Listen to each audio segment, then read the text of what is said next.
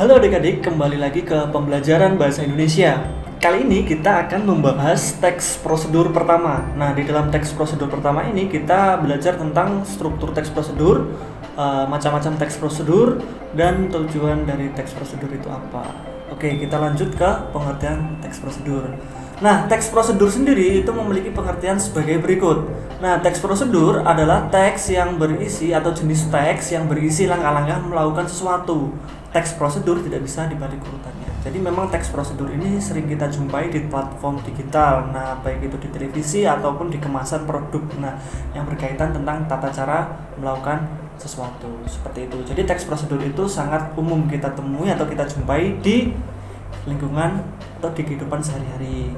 Nah, kita lanjut untuk istilah-istilah yang sering digunakan di dalam teks prosedur. Nah, jadi di dalam teks prosedur itu ada istilah-istilah yang perlu kita ketahui. Nah, istilah lainnya itu adalah yang pertama adalah kiat-kiat. Nah, kiat-kiat ini biasanya ada di majalah ataupun di koran.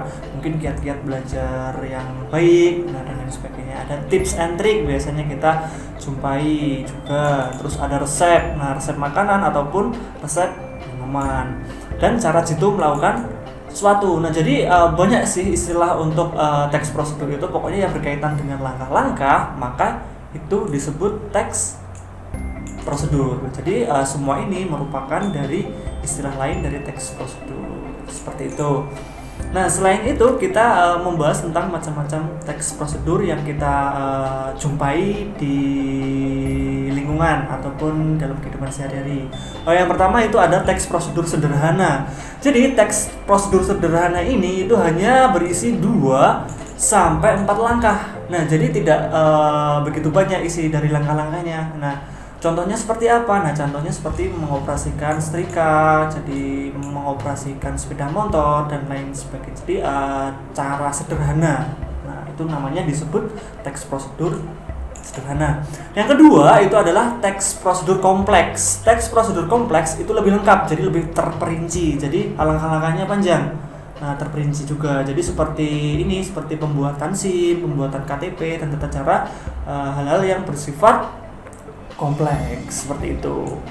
Oke, kita lanjut ke teks prosedur protokol. Nah, jadi protokol ini hampir mirip dengan teks prosedur sederhana. Jadi memang teks prosedur protokol ini itu mudah dimengerti dan sangat sederhana, tapi lebih dari 2 sampai 4 langkah. Jadi bisa seperti menyalakan komputer dan memasak mie instan dan lain sebagainya. Intinya langkah-langkahnya itu mudah dimengerti.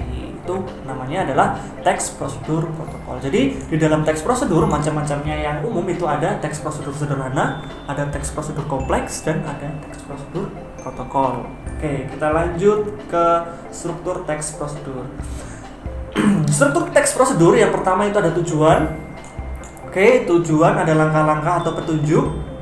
Dan ketiga ada penegasan ulang atau penutup.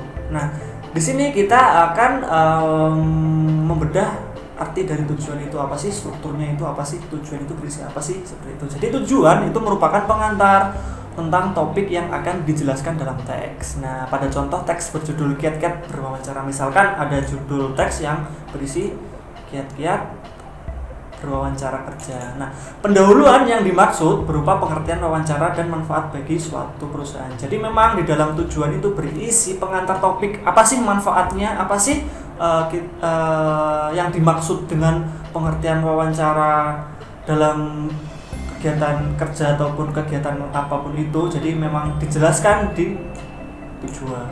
Seperti itu. Nah, selanjutnya ada langkah-langkah.